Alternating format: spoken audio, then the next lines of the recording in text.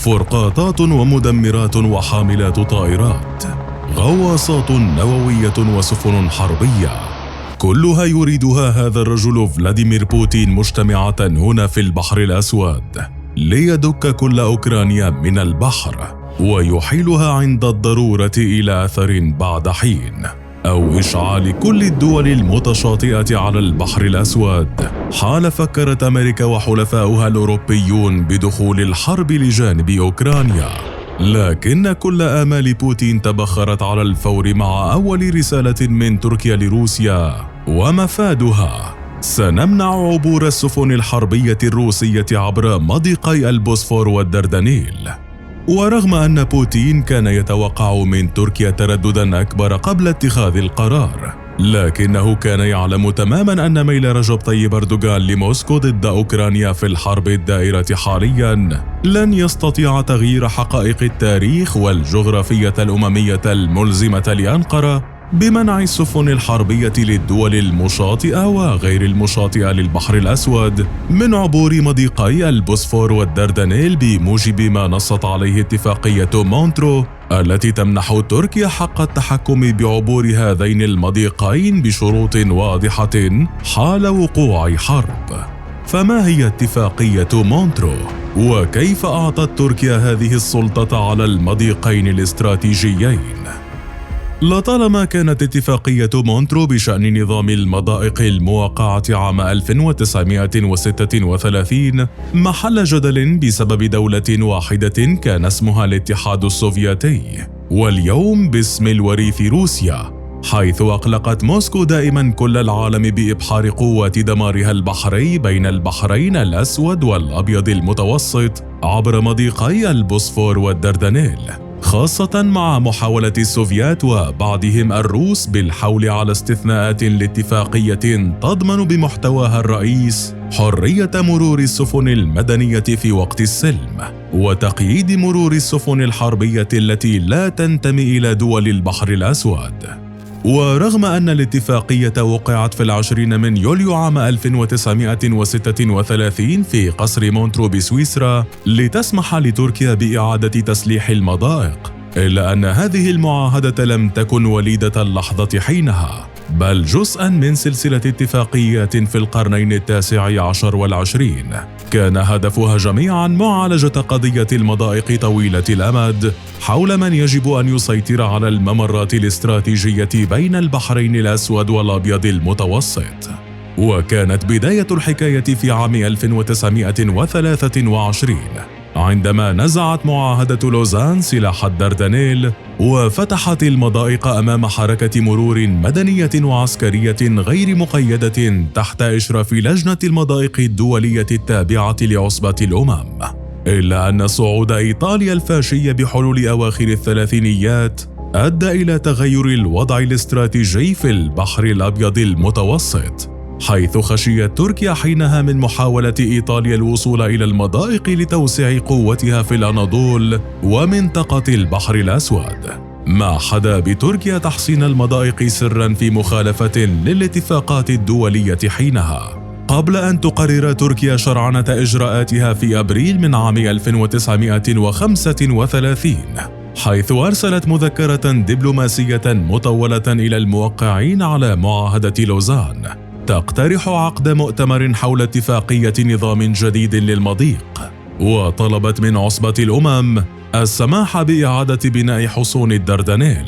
فكان الرد على المذكرة إيجابيا من معظم الدول باستثناء أمريكا وإيطاليا. وفي الاجتماعات طرحت كل من تركيا والمملكة المتحدة والاتحاد السوفيتي مقترحاتها، وكان هدف كل دولة تحقيق مصالحها الخاصة، خاصة السوفيات الذين حاولوا إرساء نظام يضمن حرية المرور المطلقة، لكنهم لم ينالوا إلا بعض الإعفاءات من القيود العسكرية المفروضة على الدول غير المطلة على البحر الأسود،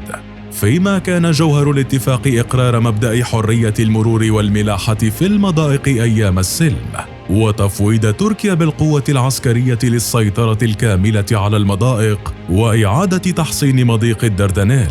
مع السماح لتركيا بإغلاق المضيق أمام جميع السفن الحربية الأجنبية في زمن الحرب. وبعدها تمت المصادقة على الاتفاقية من قبل جميع الحاضرين في المؤتمر باستثناء ألمانيا، لتدخل الاتفاقية حيز التنفيذ في 9 نوفمبر عام 1936. السوفيات وسرقة المضائق. رغم أن اتفاقية مونترو خدمت إلى حد كبير مصالح السوفيات والأتراك، حيث مكنت الأتراك من استعادة السيطرة العسكرية على المضيق، وأكدت الهيمنة السوفيتية على البحر الأسود، إلا أن ستالين الزعيم السوفيتي بقي قلقاً من السماح لتركيا بإغلاق المضيق فترة الحروب، وقد تحدى الاتحاد السوفيتي الاتفاقية مراراً وتكراراً خلال الحرب العالمية الثانية والحرب الباردة. وفي عام 1939 سعى ستالين إلى فتح مسألة المضيق مرة أخرى، واقترح سيطرة تركية سوفيتية مشتركة على المضائق، حتى أن ستالين قال حينها: كيف لدولة صغيرة أي تركيا أن تمسك بدولة عظمى من الحلق ولا تمنحها أي منفذ؟ وبعد توقيع ميثاق مولوتوف ريبنتروب بين الاتحاد السوفيتي وألمانيا النازية، أبلغ السوفيات الألمان حينها أن الاتحاد السوفيتي يرغب في السيطرة العسكرية على تلك المضائق، لكن انقلاب النازية على السوفيات أوقف مخطط ستالين. وبعد الحرب العالمية الثانية عام 1946 أعاد السوفيات فتح القضية، حيث طالبوا بمراجعة اتفاقية مونترو، مطالبين بسيطرة مشتركة على المضائق مع وجود عسكري سوفيتي دائم، لكن تركيا رفضت بشدة وتم دعمها من أمريكا وبريطانيا. ومع اشتداد الضغط السوفيتي على تركيا، اندلعت أزمة المضائق التركية سنة 1946، ما واجهته تركيا بالتخلي عن سياسة الحياد، فتلقت في 1947 مساعدات عسكرية واقتصادية أمريكية بموجب مبدأ ترومان الاحتواء، وانضمت في سنة 1952 إلى حلف شمال الأطلسي إلى جانب اليونان. حتى تاريخ اليوم ما زالت اتفاقية مونترو تنظم الإبحار بين البحرين الأسود والأبيض المتوسط عبر مضيقي البوسفور والدردنيل، لكن مع تفكك الاتحاد السوفيتي بات هناك دول عدة متشاطئة على البحر الأسود، هي تركيا وروسيا وأوكرانيا، إلى جانب رومانيا وأعضاء الناتو بلغاريا وجورجيا. وما لم يتغير أنه ما زال بإمكان تركيا أن تحد من عبور السفن الحربية الروسية بين البحرين عبر مضائقها. ورغم أن الاتفاقية تتضمن بنداً يسمح للسفن الحربية للدول المتحاربة العبور إذا كانت عائدة إلى قاعدتها الأصلية، إلا أنه يبدو أن تركيا لن تسمح للروس بالمرور لا ذهاباً ولا إياباً. وفي وقت يتحدث محللون على أن القرار التركي ليس أكثر من خطوة رمزية لاحترام الاتفاق، على اعتبار أن روسيا لن تتأثر عسكرياً جراء امتلاكها قوة نيران كافية في البحر الأسود،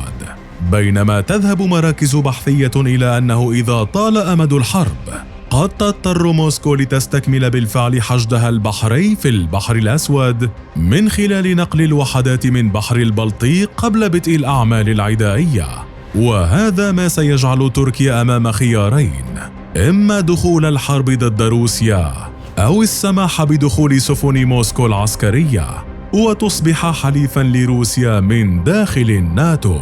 وأنت برأيك، هل ستقدم تركيا أي استثناءات لروسيا في معاهدة مونترو، أم أنها سترفض دائماً أن تعرض مصداقية الاتفاقية للخطر؟